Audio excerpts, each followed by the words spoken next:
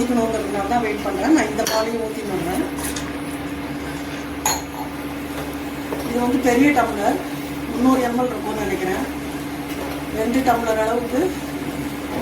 மொத்தமே அரிசி வந்து 1 டம்ளருக்கு கம்மியாக தான் இருந்தது. அரிசியும் பருப்புமே சேர்த்து 1 டம்ளருக்கு கம்மியாக தான் இருந்தது. உங்களுக்கு 1க்கு 3 கப்புக்கு மேலே தேவைப்படும். பால்லேயே வேக வச்சோம்னா இன்னும் கூட கொஞ்சம் ஜாஸ்தி தேவைப்படும். எவ்வளோ பால் நிறையா ஊற்றி பண்ணுறோமோ நல்லாயிருக்கும். ஆனால் அந்த பாலில் வேக வைக்கிறதுனால இந்த குழசல் வர மாட்டேங்குது. அதனால தான் நான் வந்து தனியாக வேக வச்சுட்டு இந்த மெத்தடில் பண்ணுறேன். பாருங்க,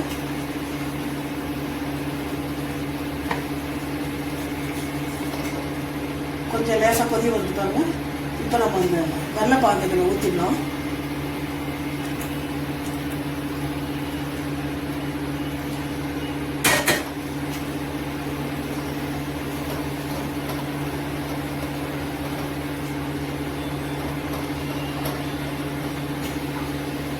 இது கொஞ்சம் வேகும்போது தண்ணியாக தான் இருக்கும்.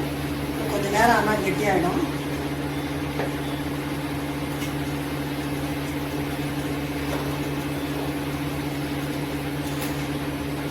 நான் வந்து 2 கப்பு, 1 கப்பு அரிசிக்கு 3 கப்பு வெல்லத்துக்கு நான் 2 கப்பு வெல்லமும் 1 கப்பு சர்க்கரையும் போட்டிருக்கேன். ரொம்ப இது கொஞ்சம் நிறம் வந்து நார்மலாக இருக்கணும்னுட்டு. சில பேர் வந்து சக்கரை பொங்கல் மாதிரி நல்ல கலராக இருக்கணும்னு நினச்சேன்னா நீங்கள் 3க்கு வந்து வெல்லமே போட்டுக்கலாம், சக்கரை போட வேண்டாம்.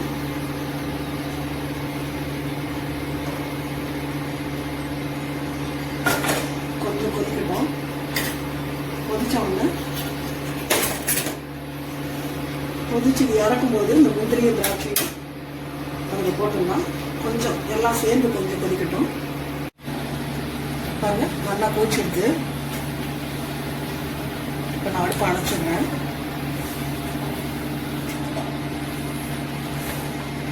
இது கொஞ்சம் தண்ணியாக தான் இருக்கும். கொஞ்ச நேரம் வச்சு கெட்டியாகிடும். இந்த வறுத்த முந்திரி திராட்சை போட்டோம்.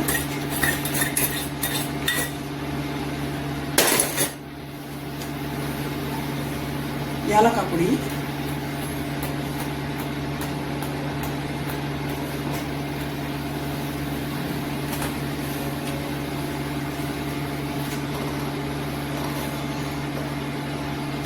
கலர் நல்லா இருப்பாங்க.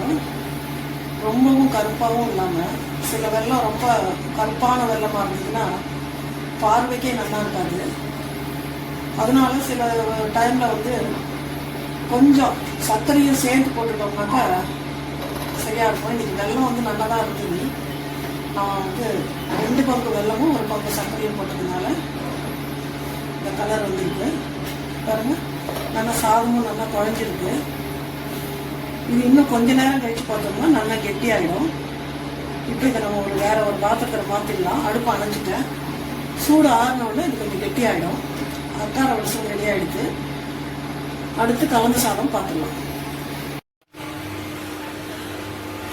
இப்போ வந்து புளிக்காய்ச்சலுக்கு மேல் பொடி ஒரு பொடி ஒன்று அரைச்சி வச்சுக்கலாம். அதுக்கு நான் வந்து வத்த மிளகா ஒரு 15-20 வத்த மிளகா எடுத்து வச்சுருக்கேன். நம்ம பொடி பண்ணிவிட்டு ஜாஸ்தியானால் கூட நம்ம பொடியாக நிறுத்தி வச்சுக்கலாம்.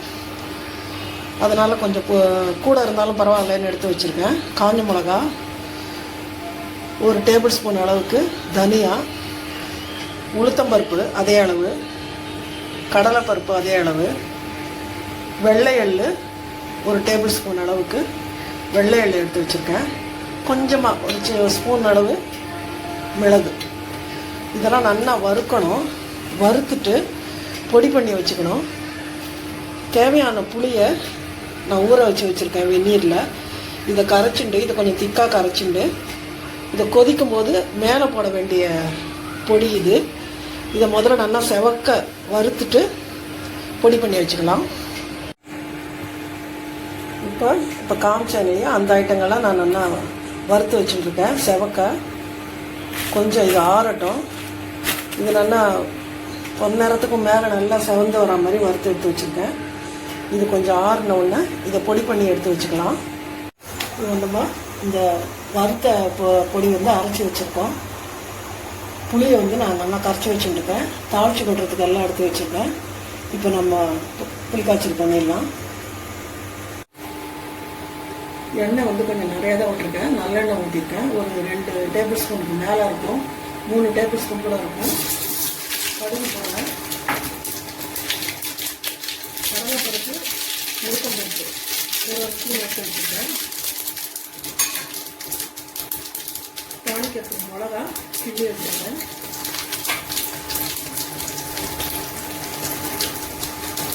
இது வந்து வேர்க்கடலை, வறுத்த வேர்க்கடலை தான் இது. இதையும் போட்டுக்கிறேன்.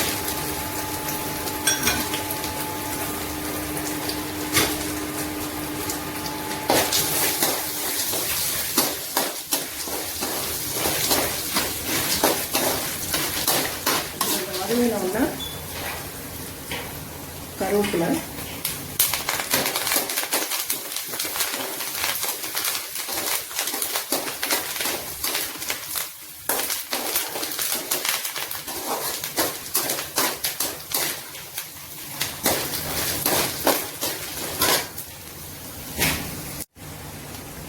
இது நல்லா வறுபட்டு இப்போ இந்த புளியை இதில் ஊற்றிடலாம்.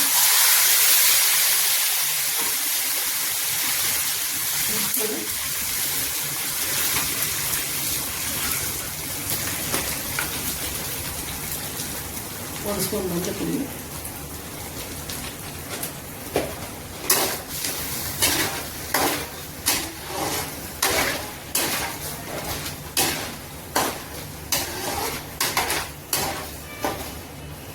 இது நல்லா கொதிக்கட்டும்.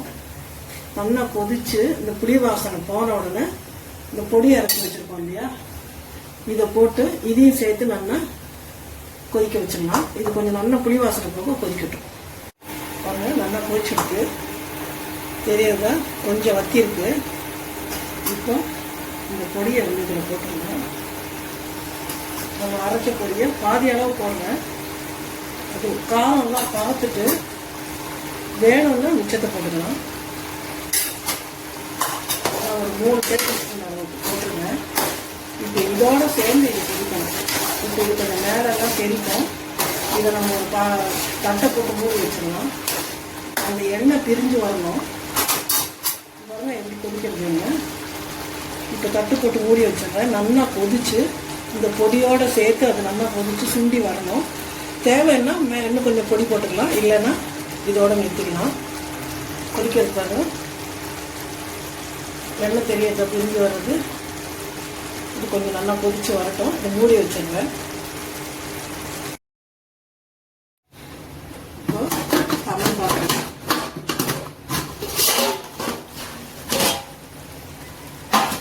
பார்த்தீங்களா, எண்ணெய் பிரிஞ்சு வந்திருக்கு. இந்த காரமே போகிறோம், இதுக்கு மேலே வேண்டாம். நான் ஒரு சின்ன துண்டு வெல்லம் போடுறேன்.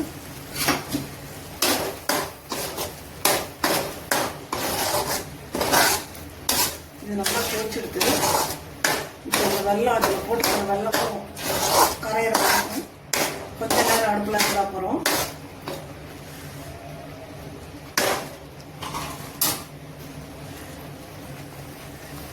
இது ரொம்ப இன்னும் பெருசாக வைக்க வேண்டாம், வச்சா தீஞ்சு போயிடும். இப்போ இது ஒரு 2 நிமிஷம் அந்த வெல்லம் கரையிற வரைக்கும் கொச்சா போகிறோம். புளிக்காய்ச்சல் ரெடி ஆகிடுது.